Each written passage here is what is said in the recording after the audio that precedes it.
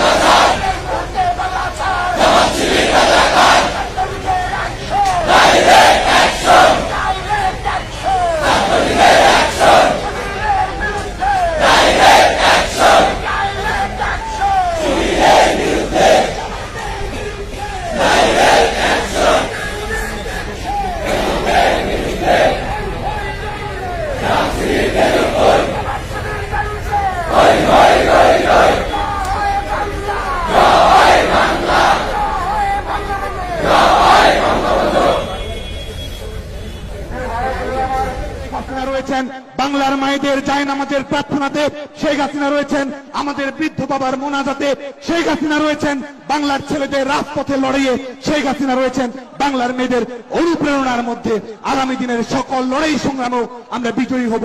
পল্টন কখনো জিততে পারে না, বাইতুল মোকাররমই সবসময় জিতবে।